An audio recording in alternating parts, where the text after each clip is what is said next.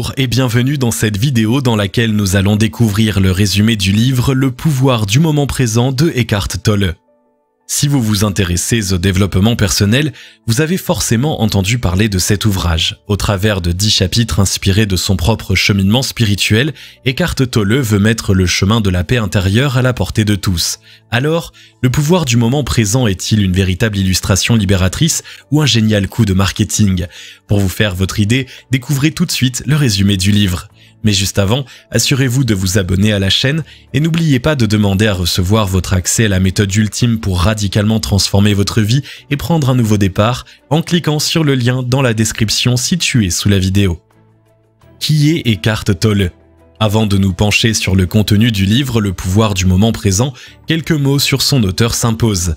S'il y a bien un mot qui accompagne Eckhart Tolle depuis sa plus tendre enfance, c'est celui de voyage. Né en Allemagne, il la quitte à l'adolescence pour rejoindre son père en Espagne. Il part ensuite enseigner les langues en Angleterre à l'âge de 19 ans seulement.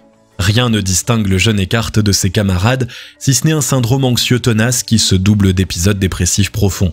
Une nuit, alors qu'il prépare un doctorat en sciences humaines, il se réveille en proie à la sensation insupportable qu'il ne peut plus vivre avec son moi dépressif un seul instant de plus.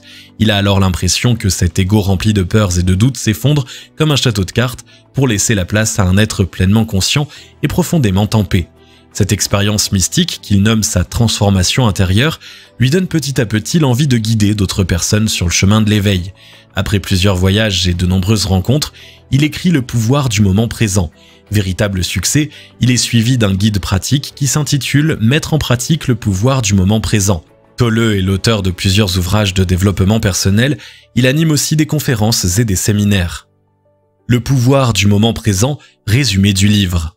Il est maintenant temps de découvrir le résumé complet du livre. Celui-ci ne remplace pas la lecture de l'ouvrage, mais il vous permettra de vous faire une idée de son contenu avant de l'acheter. Introduction. Le pouvoir du moment présent commence par une introduction dans laquelle Eckhart Tolle raconte sa propre histoire, sa dépression chronique, ses pensées suicidaires, son questionnement sur le sens de la vie, jusqu'à l'épiphanie qui a transformé sa vie. Il explique également que pour bien comprendre son livre, il ne faut pas s'arrêter sur les mots en eux-mêmes, mais sur le sens de l'idée générale qu'ils expriment. Il conseille donc de faire des pauses régulières, en particulier après les passages les plus importants. Tolle signale d'ailleurs directement les moments qu'il juge le plus appropriés pour cela. Les 10 chapitres suivants du livre sont présentés sous la forme de questions et de réponses. Chapitre 1. Vous n'êtes pas votre mental. Dans le premier chapitre du pouvoir du moment présent, Eckhart Tolle aborde la question du mental. Il le définit comme étant une voix présente dans notre esprit et à laquelle nous nous identifions. Selon lui, tout ce que nous pensons savoir sur nous-mêmes et les autres ne sont que des illusions produites par le mental que nous n'arrivons pas à faire taire. Cet écran de fumée nous amène à courir après des choses qui ne nous rendent pas réellement heureux. Des diplômes, toujours plus d'argent, une bonne situation sociale, la popularité, etc. Ces quêtes, qui ne sont pas vraiment les nôtres, nous font souffrir et nous maintiennent dans le mensonge, car nous ne sommes pas les projections de notre mental. Ne pas s'identifier à son mental est le premier enseignement du livre. C'est justement le chemin de la conscience dont il est l'objet qui permet cette libération. Chapitre 2. Sortir de la souffrance par la conscience. Puisque les constructions du mental engendrent de la souffrance, il semblerait logique de vouloir lutter contre elles. Le pouvoir du moment présent nous apprend que ce n'est pas la bonne solution. Agir ainsi crée un conflit intérieur qui cause davantage de souffrance encore. Comme nous sommes persuadés d'être notre mental, nous ne pouvons accepter de le faire disparaître, même si nous pensons essayer. Nous avons peur de disparaître nous-mêmes, notre esprit entre alors en résistance. Pour Eckhart Tolle, le moyen de dissiper cet écran de fumée est de l'observer en pleine conscience sans nous laisser happer par le flot des pensées. Il nous faut contempler le penseur dans notre esprit en essayant de tenir le plus longtemps possible sans être absorbé par un jugement. Pour compléter cet exercice, il faut aussi reprendre possession de son corps, se concentrer sur ses sensations physiques pour l'habiter ici et maintenant. Chapitre 3. Plonger dans le moment présent. Selon Tolle, la principale conséquence du fait que nous pensons être notre mental, c'est que nous vivons dans le regret du passé et dans la crainte du futur. Pourtant, le seul moment pleinement réel est le moment présent. La clé pour nous libérer des illusions du mental, c'est de comprendre que le passé et le futur n'existent pas, il faut vivre seulement le temps présent. Cela ne veut évidemment pas dire qu'il faut ignorer les leçons tirées des expériences précédentes, mais il ne faut pas se laisser absorber par les pensées compulsives qui y ramènent sans cesse. Pour accéder pleinement au moment présent, l'auteur nous conseille d'observer. de regarder notre vie réelle au-delà de l'écran de fumée créé par le mental. Il faut nous détacher des circonstances extérieures pour nous concentrer sur la réalité de notre existence ici et maintenant, sans porter de jugement. Chapitre 4. Les stratégies du mental pour éviter le moment présent. Pour éviter le moment présent, notre esprit nous berce d'illusions. Il nous fait croire que le passé nous donne une identité et que le futur nous donne un but. Nous nous identifions à nos pensées et à nos émotions. Impossible alors de vivre pleinement le présent.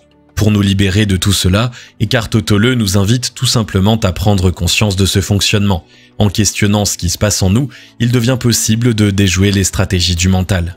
Une fois que nous sommes capables d'identifier ce qui se passe en nous, nous avons le pouvoir de nous libérer de toutes nos émotions négatives.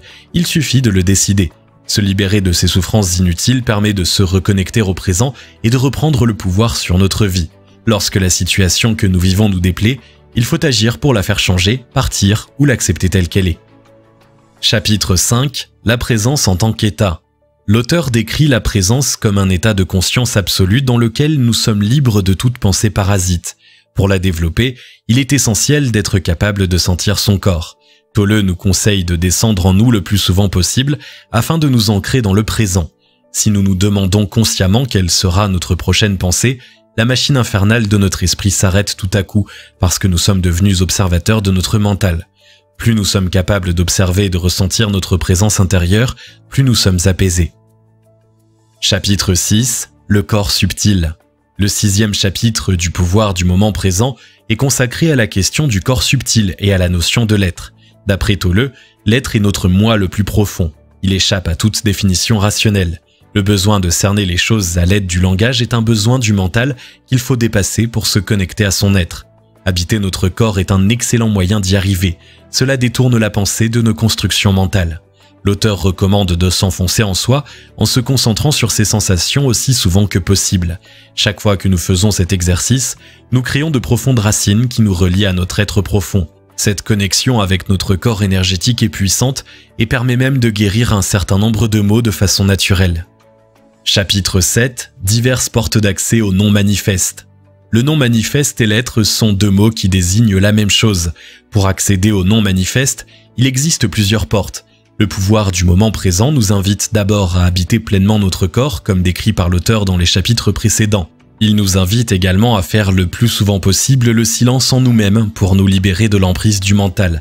En accueillant le vide et en abandonnant toute résistance, nous pouvons alors accéder à la présence et à notre moi profond. Chapitre 8. Les relations éclairées. Dans ce chapitre, il s'agit d'apprendre à entretenir une relation éclairée avec nous-mêmes et avec les autres. Le moment présent est la seule forme de salut possible car il nous libère des regrets du passé et de l'angoisse du futur. Notre mental nous pousse à juger les personnes et les situations. Nous voulons changer les gens qui nous entourent et nous changer nous-mêmes. Admettre que le mental est une illusion et lui retirer son pouvoir nous libère de cette tendance à juger. Nous pouvons alors accueillir les autres comme ils sont, tout comme l'amour, la joie et la paix intérieure.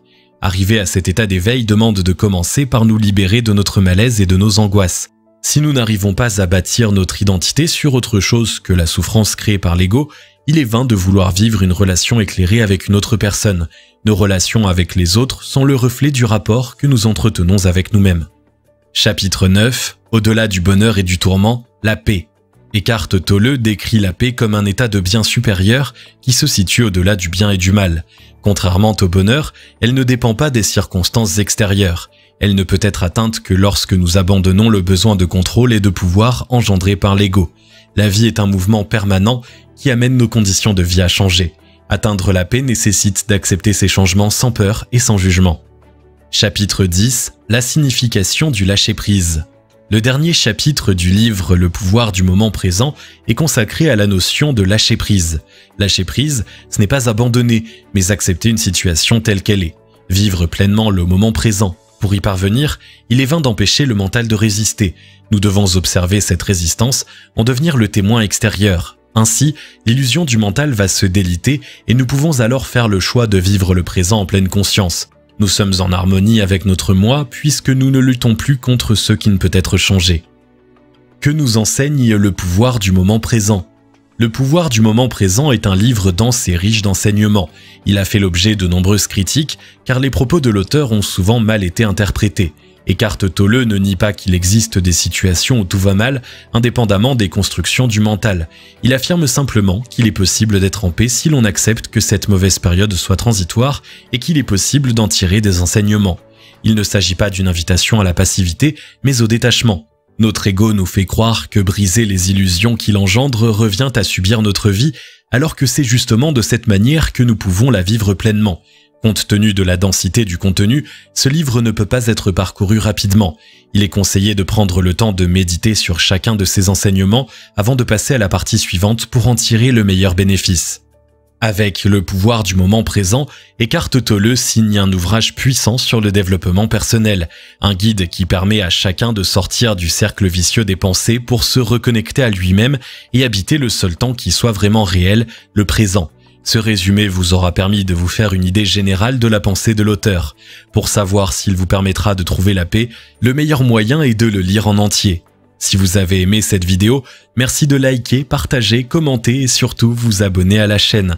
Vous êtes également libre de recevoir notre vidéo bonus dans laquelle vous découvrirez la méthode révolutionnaire pour changer de vie du jour au lendemain et dire adieu au train-train quotidien. Il vous suffit de cliquer sur le lien situé dans la description en dessous de la vidéo pour l'obtenir et on se retrouve très vite pour une nouvelle vidéo.